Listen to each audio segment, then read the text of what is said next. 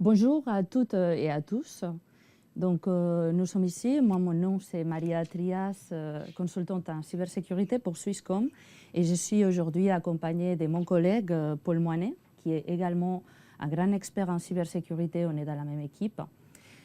Comme vous savez, la semaine passée, il a été présenté le Threat Radar de Swisscom par notre CISO Marco Wirsch, qui était accompagné par le directeur du Centre national de cybersécurité et aussi de CISO des SVB. Donc, ils ont eu l'opportunité de commenter cette étude qui est publiée chaque année par Swisscom.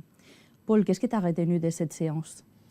Moi, ce que j'ai retenu, c'est en fait un panel assez similaire à ce qu'on a vu en 2025, avec une grande tonalité d'IA et des risques émergents et bien des discussions autour de l'IA et de ces accélérateurs, de ces risques, de ces chances. Mais en gros, on retrouve une photo assez similaire à 2025. Et bien sûr, aujourd'hui, ce qu'on se propose de faire, c'est de traiter non pas de ce qu'on connaît déjà, mais peut-être des priorités que nous, on a mis à l'agenda, qui sont des thèmes à surveiller pour les prochains mois. Excellent. En effet, nous avons bien pris note de cette séance. Nous avons préparé cette version en français pour la Suisse romande. Et n'oubliez pas, vous aurez aussi, vous, l'opportunité de participer et poser des questions à la fin de cette revue de Threat Radar 2026. On commence. Oui, le radar 2026, comme d'habitude, ça fait maintenant presque une dizaine d'années qu'on le fournit. Les thèmes qui sont au centre sont les thèmes brûlants, c'est vraiment les thèmes d'actualité qui nous occupent au quotidien. Les thèmes dans le cercle du milieu sont les thèmes qu'on a à l'agenda en général. Et puis à l'extérieur, c'est plutôt les sujets de veille, de préoccupation sous l'angle stratégique.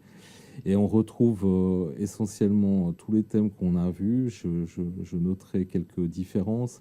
Il y a 3 thèmes émergents cette année qu'on a décidé de mettre au radar. C'est l'aspect de la guerre hybride. On voit à l'est de l'Europe que les techniques employées pour perturber sont possiblement des angles d'attaque pour le marché commercial souvent. Donc ça, c'est à surveiller. On a l'émergence des drones qui sont problématiques. Et puis récemment, on a vu un accroissement de l'utilisation des proxys résidentiels qui sont du coup moins détectables par rapport aux techniques qu'on employait auparavant. Donc là, il y a énormément de thèmes d'anonymisation, d'impersonnification, de vecteurs d'attaque qui rendent la détection un petit peu plus délicate. Ce qu'on retrouve évidemment au centre, le ransomware, c'est pas une surprise. Néanmoins, il tend à stagner, voire un peu diminuer. Il concerne maintenant toutes les entreprises ont une technique pour se préparer, se protéger. Et donc ça touche plutôt des entreprises plus modestes dans les moyens. Et puis ce qu'on voit aussi, c'est que le marché de l'emploi dans les thèmes de cybersécurité est toujours là, mais un peu en retrait, parce qu'en fait, les entreprises ont réussi à diffuser une cyberculture qui font que la sécurité s'est propagée maintenant dans l'entreprise, puis on n'a plus seulement des éléments clés qui doivent traiter ces thèmes, mais c'est plus dilué dans les entreprises. Donc voilà ce qu'on peut dire maintenant de la photo 2026. Et puis ce qu'on se propose de regarder ensemble, tu vas nous montrer qu'est-ce qu'on a déterminé comme priorité pour cette année? Oui, tout à fait. En fait, si on veut résumer quelque part, le Threat Radar 2026, ça reste vraiment dans la continuité de ce qui a été déjà présenté en 2025, ce qui est absolument logique.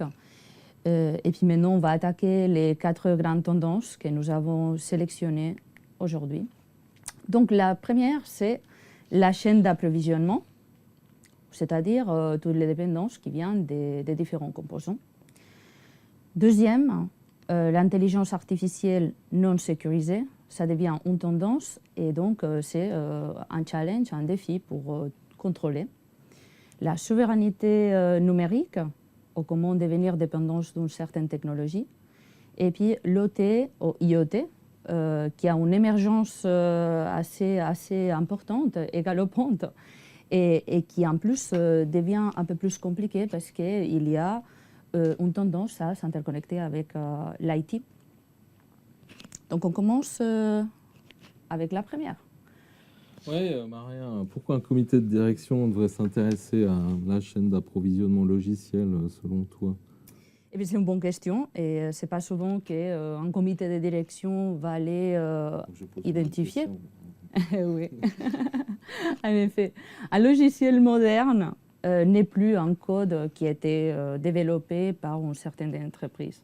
Aujourd'hui, les logiciels modernes, il est composé par plusieurs morceaux. C'est-à-dire, il y a d'un côté des libraries, il y a de l'open source, il y a des modules qui sont développés par différents fournisseurs de services. Et donc, désormais, la question, c'est pas est-ce que mon application ou mon code est vulnérable. Et non, le problème, c'est déterminer si un autre module il est devenu vulnérable et puis m'a amené une faiblesse dans mon système. Et c'est encore plus compliqué quand cette application est critique. Donc il est absolument essentiel qu'on soit capable de contrôler toutes ces chaînes de dépendance au niveau des développements de l'application. Pour illustrer un petit peu jusqu'à où ça peut arriver, on peut voir ce qui s'est passé avec les attaques de Shai-Hulud, donc décembre de l'année passée. Et encore, il y avait un mini-attaque en mai, si je ne me trompe pas. Repository de script Java, c'est ça? JavaScript. Exactement. Ouais. C'est un des principaux. Et donc, pourquoi les attaquants ils ont ciblé ce registre? Eh bien, parce que quand ils ciblent un registre, que ce registre de code, il est utilisé par milliers et milliers de sociétés, l'ampleur de ton attaque, il peut être distribué très, très rapidement. Comme CrowdStrike en 24, c'est ça? Et encore un autre exemple. Je pense qu'on était tous à l'époque presque sur les points de prendre un avion pour partir en vacances.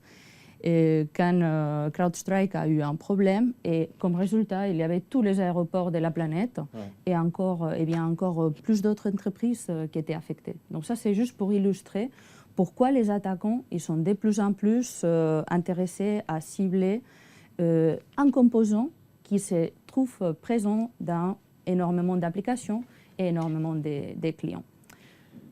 On va beaucoup parler d'hygiène tout au long de cette présentation. Ça veut dire que cet aspect de chaîne d'approvisionnement logiciel, c'est plus seulement une capacité à obtenir du logiciel, mais ça devient aussi une discipline de vérification, c'est ça? C'est une discipline de vérification. Donc, pour vérifier, il faut déjà avoir identifié. Et ensuite, contrôle, contrôle et contrôle. Et un contrôle, ça ne peut pas être simplement demander un formulaire à notre fournisseur, ouais. Mais plutôt un rapport d'assurance pour avoir cette sérénité. Et puis être sûr d'avoir les logiciels qui sont intègres, signés, qu'on est capable de certifier qu'on a bien le bon logiciel et pas une version fake de ce logiciel. Tout à fait. Okay. Donc on attaque le deuxième? Oui. Voilà. Donc, l'intelligence artificielle non sécurisée. Ouais, l'IA est partout. Nous-mêmes, on l'utilise. Hein. C'est un grand vecteur de créativité, d'efficacité. C'est d'énormes chances, mais c'est aussi pas mal de risques. Et qu'est-ce qu'on voit au-delà de tout ce qu'on peut dire en termes de fake, etc. Qu'est-ce qu'on voit avec cette IA non sécurisée? C'est quoi la principale problématique? Alors moi, je propose de commencer par une première question. Okay. Selon toi, dans une société, ou qu'est-ce que tu vois d'habitude lors de tes missions de consulting, est-ce que, qui est propriétaire des systèmes d'intelligence artificielle? Alors, l'innovateur, le propriétaire, souvent c'est le business, oui. Hein, qui pousse. Ensuite, ce qu'on voit assez rapidement, c'est que ça vient sur la table des CIO, relayé chez le CISO. Dans le meilleur des cas, on a un risk officer qui s'y intéresse, mais actuellement, ce que je vois, c'est qu'il y a encore peu d'entreprises qui ont une gouvernance IA établie avec des codes clairs pour accompagner cette pression des utilisateurs. Oui, et on avait pu aussi le constater quand on a posé la question aux intervenants de l'Event Protect, hein, oui, il y a quelques semaines. On a fait un petit sondage qui est propriétaire. Donc il y avait plusieurs réponses. Hein. Il y avait l'IT, il y avait des juridiques, mais ce qui m'inquiétait, c'est qu'il y avait beaucoup de réponses qui indiquaient que personne n'était vraiment propriétaire. Donc concrètement, qu'est-ce qu'ils ont fait? Ce qui m'inquiète des systèmes qui contiennent l'intelligence artificielle, c'est pas que ça existe, mais ce qui m'inquiète, c'est que c'est un outil extrêmement efficace. Nous, chez Swisscom, on ne peut pas dire qu'il faut bloquer les systèmes d'intelligence artificielle. Cette efficacité, c'est une nouvelle technologie, on doit continuer à l'utiliser. Mais le vrai problème, c'est que les attaquants, ils l'utilisent aussi. Donc, l'intelligence artificielle, ça devient à la fois un vecteur amplificateur de toutes les attaques qu'on a déjà connues. On a vu avec Mythos, c'est un sujet qui préoccupe énormément de nos clients. On est très souvent sollicité. Qu'est-ce qu'on peut faire vis-à-vis de cette capacité de découverte des faiblesses des systèmes? De l'autre côté, parce qu'il s'agit d'un outil qui nous rend extrêmement efficace, tous les systèmes, tous les logiciels, ils commencent à intégrer d'une façon ou d'une autre ces systèmes d'intelligence artificielle. Et pas toujours très visiblement. Hein. Exactement.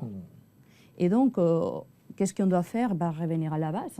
Il faut qu'on soit capable d'identifier quels sont les endroits où notre organisation utilise l'intelligence artificielle, se poser les bonnes questions. Est-ce qu'on en a besoin? Est-ce que ça répond à un tel ou tel use case? Et puis ensuite, être capable d'identifier quels sont les risques. Et pour ça, on peut proposer plusieurs mesures. Il y a des mesures d'assessment de ces systèmes. Il y a d'autres mesures un peu plus réactives qui peuvent aller jusqu'à effectuer un test offensif pour savoir si le modèle de langage est sécurisé, par exemple. Donc il y a plusieurs sujets, mais à la fin, tout commence par la base. Il faut être capable d'identifier et donc mettre en place un registre d'utilisation de l'intelligence artificielle. Et accompagner, plutôt que, tu disais, on ne bloque pas chez nous, on bloque quand même un petit peu, mais on a une approche d'accompagnement et de maîtrise. Donc c'est ça qui est important, c'est de garder absolument la transparence, la maîtrise, et puis de s'assurer que si on se lance dans des histoires d'agentique et tout, qu'on a bien les droits d'accès, tout ça sous contrôle. Hein. Donc en fait, on doit accélérer. L'IA, elle peut accélérer l'entreprise, mais elle ne doit pas passer au-dessus des contrôles, c'est ça, hein? C'est ça. C'est comme toute technologie, à la fin. On ne peut pas devenir les ayatollahs et dire non, l'intelligence artificielle, on n'y va pas. C'est un outil beaucoup trop puissant et beaucoup trop intéressant. Et de toute façon, bloquer ça, ça veut dire honnêtement une chose, hein, c'est faire proliférer les shadow IA. Et c'est exactement ça qu'on ne veut pas. On préfère accompagner les métiers, identifier quels sont ses besoins et ensuite proposer les bons contrôles pour que l'utilisation soit cohérente et soit sécurisée. Et en l'occurrence, on parlait de chance aussi par rapport au risque. Oui. Si on utilise l'IA pour accélérer, automatiser des contrôles, et donc on va avoir une posture beaucoup plus sécuritaire, on va dire qu'aujourd'hui, si on fait à la main. Donc, il y a toujours cette balance. De toute façon, face à l'utilisation des attaquants, la stratégie défensive ne peut pas avoir une autre posture. On doit aussi utiliser l'IA pour faire face à l'IA en mode offensif. Okay. Donc, je propose peut-être de passer à la thématique suivante. Oui. C'est parti. Souveraineté numérique. Souveraineté numérique, ouais, ça semble être un thème très politique, souveraineté. Ça semble être un thème où, en fait, je veux garder tout chez moi, je veux être souverain. C'est pas faux, c'est assez simple, parce qu'on se rend compte aujourd'hui qu'il y a une hybridification de l'IT qui est en place depuis de longues années maintenant. Hein. La thématique du cloud, c'est plus une thématique, c'est une commodité, c'est une réalité intégrée dans les entreprises. Néanmoins, ce qu'on voit, c'est qu'il est important de s'assurer de maîtriser cette chaîne de valeur comme le reste. Hein. On revient à l'hygiène, on revient à l'identification, etc. parce que on voit parfois qu'on ne soupçonne pas les effets de la perte d'un fournisseur.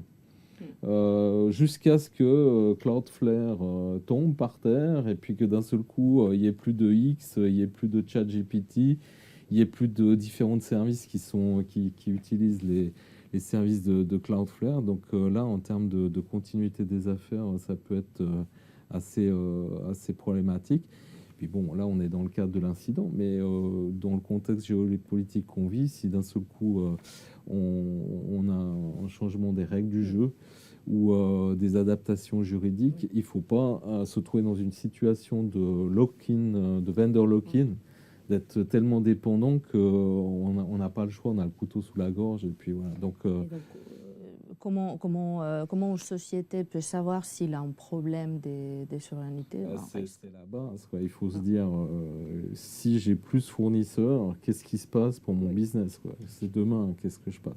Et je rencontre notamment, récemment, j'ai rencontré des énergéticiens qui sont maintenant à se dire, bon voilà, j'ai ça, il y a un changement de règle du jeu, les données, on ne veut plus les maintenir, ou les applications, on ne veut plus les maintenir en Suisse, elles vont être maintenues ailleurs. C'est le moment pour nous de se demander qu'est-ce qu'on fait, est-ce qu'on adopte de nouvelles mesures, de nouvelles solutions. Donc c'est vraiment cet état d'esprit d'établir une cartographie, une transparence. On revient toujours à ces mêmes mesures d'hygiène, mais pas être dans la paranoïa où on se dit on met tout on-prem, etc. Il faut simplement bien balancer la chaîne de valeur et établir sa politique de risque et les mesures associées pour pas se trouver dans ce genre de situation. Donc cette souveraineté numérique, elle a émergé il y a déjà quelques 2 ans, depuis quelques mois, elle devient très active. Et puis on a le Gartner qui, lors de sa dernière conférence, qui a carrément statué que d'ici 2028, toute entreprise au-delà d'un certain seuil aura de toute façon une stratégie avec la souveraineté numérique. C'est à l'agenda de tous les excos. Oui, c'est clair. Et puis, j'ai envie de dire, même au-delà, parce qu'aujourd'hui, on est en train de commenter les cyberradars, disons, avec une approche pour les entreprises, mais on voit aussi l'Union européenne, la Confédération suisse, c'est un point clairement sur la table. Oui, alors ça, c'est évident.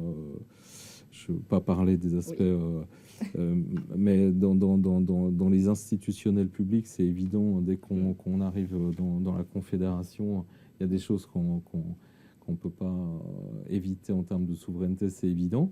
Mais il y a aussi beaucoup de réflexions par rapport à des thèmes comme une utilisation plus massive de l'open source versus des solutions propriétaires, pour essayer d'avoir un panel de solutions alternatives et pas être seulement avec les big towers et qui sont possiblement un facteur de vendor lock-in, comme on l'a évoqué auparavant.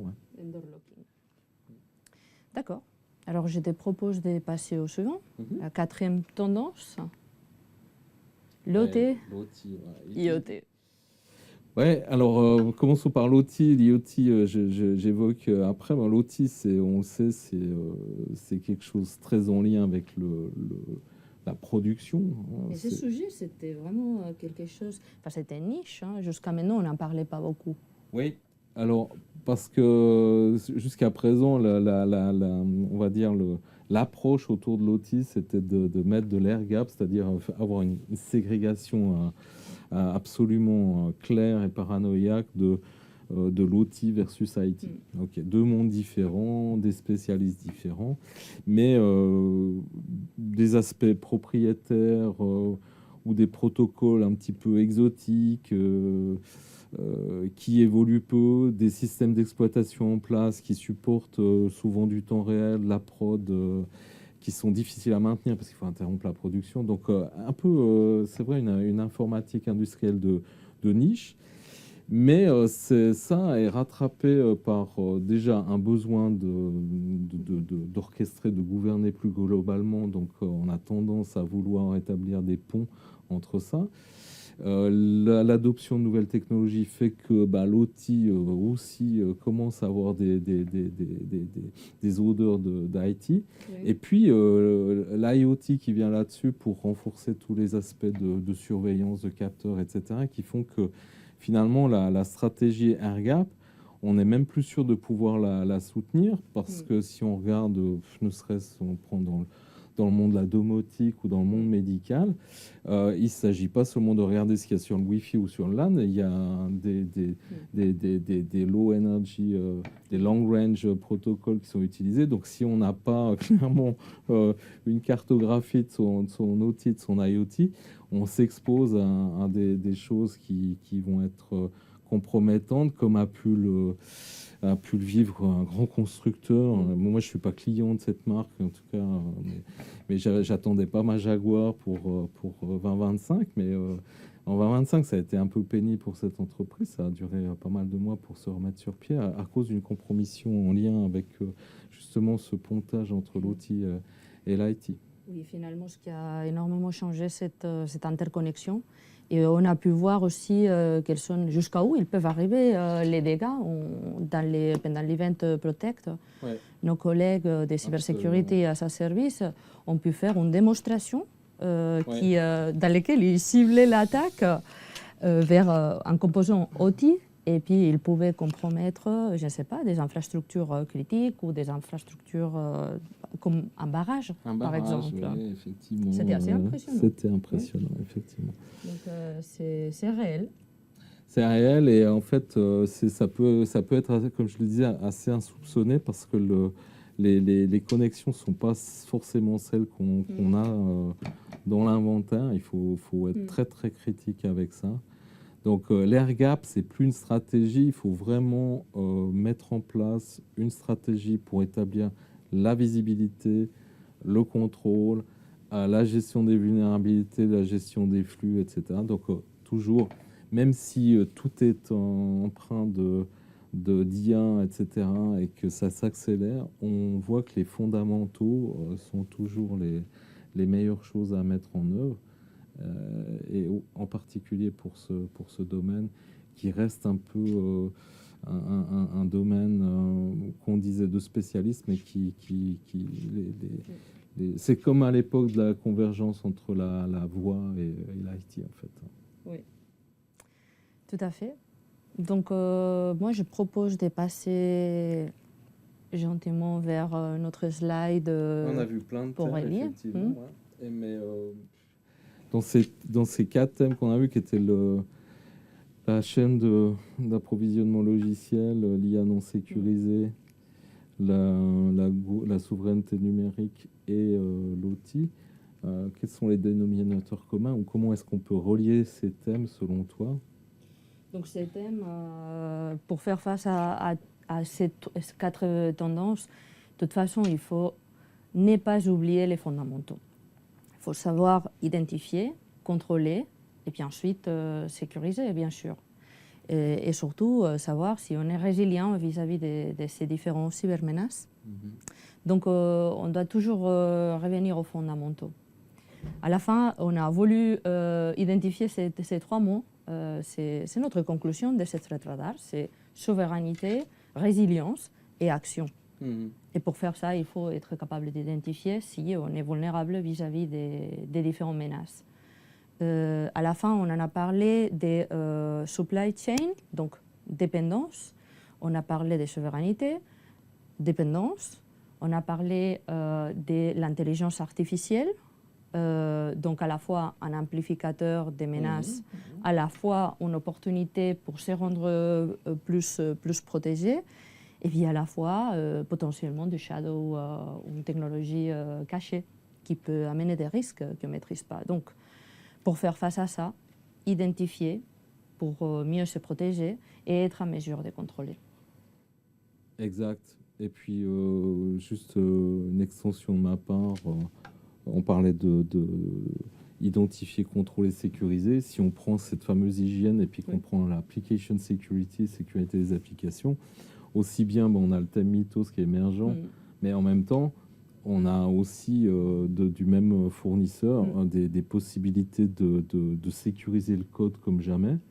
On a notre société fille là, qui a ce produit Alpha Factory où en fait on code grâce aux mêmes éléments qui permettent de découvrir les vulnérabilités. Donc voilà, il ne faut pas rester avec les vieux outils pendant que les autres sont avec les outils modernes. Donc il faut vite changer de siège, changer de voiture et puis aller de l'avant.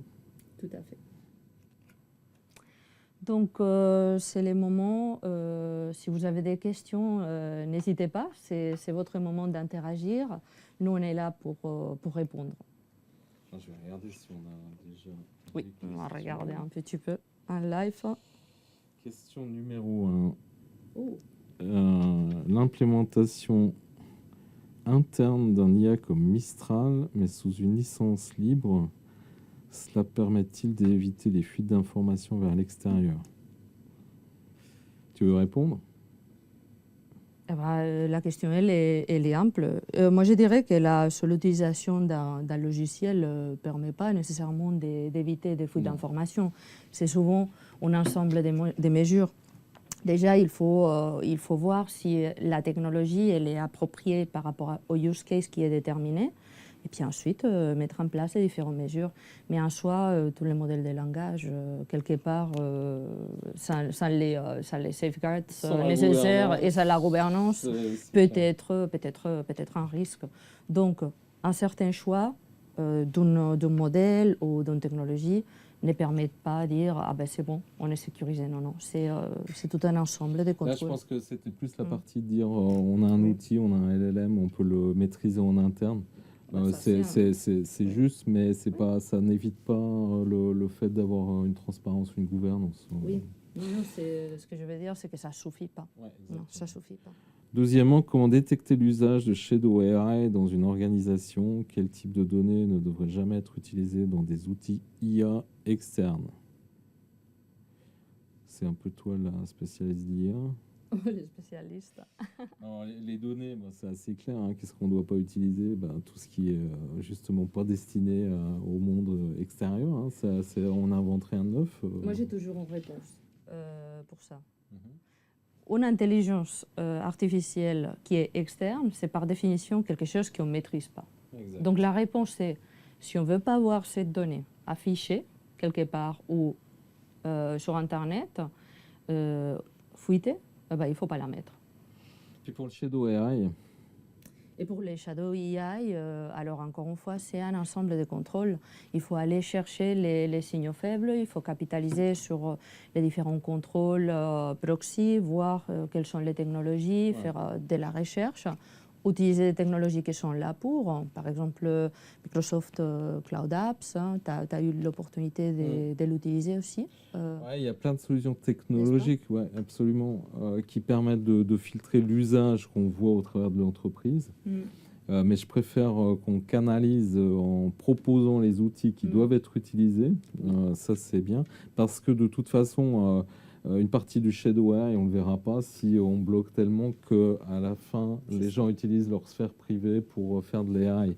Le danger est plus grand à ce moment-là parce qu'on perd la maîtrise. Donc pour les Shadow AI, il faut éduquer les utilisateurs, être à l'écoute des besoins, identifier et donner une réponse. Et à la fois, cela n'empêche pas qu'on peut utiliser toutes les différentes technologies pour détecter s'il y a des déviations. Je viens de penser, il y a encore des solutions qui permettent aussi de scanner pour trouver des systèmes IA. On en trouve des solutions, l'humain reste aussi dans le centre, encore une fois. Alors, c'est vrai que je reviens sur cet aspect maîtrise, accompagnement. Tous les efforts qui sont faits en termes de culture cyber font que je vois vraiment un accroissement de la posture chez l'utilisateur. Donc il faut parler aux collaborateurs, ils sont conscients, ils sont à même de jouer le jeu et de supporter ça pour contourner les histoires de Shadow AI. Après, il faut les embarquer. Exactement, il faut les embarquer. J'ai une troisième question là. Proposer. Attends, c'est toi qui l'as. Proposez-vous des diagnostics pour les PME qui ne savent pas forcément par quel bout prendre les questions de cybersécurité. Eh ben, c'est clair, oui. Ouais, c'est notre métier de base. Je ne veux pas m'étendre là-dessus, mais c'est vrai on nous demande souvent de dire il y a tellement de choses qui se passent, aidez-moi, où est-ce que j'en suis, par où je commence. Et puis c'est là qu'avec notre expérience, on peut s'adapter à la fois et à la taille de l'entreprise, sa typologie, pour décliner un plan stratégique qui va être à la fois pragmatique et efficace pour traiter des premières priorités. Pour les PME et aussi pour les grosses entreprises, il faut rester pragmatique. Hein. Et nous, ce qu'on dit, c'est que l'architecture Zero Trust, c'est extrêmement efficace vis-à-vis de ce type de menaces, mythos et autres. Mais les petits PME ne peuvent pas se permettre de grosses infrastructures qui permettent de la déployer. Néanmoins, il y a des solutions désormais qui sont aussi proposées et qui sont adaptées aux petites sociétés, aux moyennes sociétés comme BIM. C'est une façon. L'analyse, de toute façon, et donc la partie identification est clé. Donc ça, on supporte assez bien cette thématique. Quatrième question. Wow. Quelle approche adopteriez-vous pour empêcher le Shadow IT sur IA? Une DLP bloquante, une IA interne, simplement une DLP non bloquante? On a déjà un peu traité cette thématique. Donc Shadow IT, on a dit, il y a plein de choses. Les DLP peuvent aider, effectivement. Bloquante, absolument. Pourquoi bloquante? Parce qu'en fait, on est des humains, on n'est pas à l'abri d'une erreur. Donc quand on canalise vers une IA, c'est bien d'avoir quelque chose qui nous protège d'une erreur qu'on aurait faite. Mais c'est pas bloquant au sens punition, mais c'est bloquant au sens on évite de traiter des... exactement. Et puis ensuite, c'est comme on l'a dit, accompagner, proposer les outils pour éviter justement qu'il y ait un contournement de ces choses. C'est un meilleur moyen de lutter, quoi. Donc la cyberculture est très clé, en fait, parce qu'on ne peut pas tout gérer avec des outils de blocage. Bon, de toute façon, on dit toujours l'humain, c'est l'élément faible de la chaîne aussi. Donc il faut accompagner l'humain. Ouais, faible, justement, c'est l'inverse. Maintenant, il faut imaginer que c'est l'élément fort de la chaîne et puis c'est l'objectif, l'impliquer. C'est les rendre l'élément fort. J'ai pas d'autres questions pour l'instant. Je regarde. Non, moi j'ai pas de refresh. Toi, tu as pas non plus parce que. Ok. Donc. Je n'ai pas d'autres. Merci de votre attention pour ces thèmes. Je crois que la vidéo, les liens, tout ça sera publié a posteriori. Elle pourra être rejouée. Et on vous souhaite d'ici là une excellente journée et une bonne implication dans votre amélioration de posture de sécurité. Merci beaucoup. Et si vous avez des questions, vous savez où nous trouver.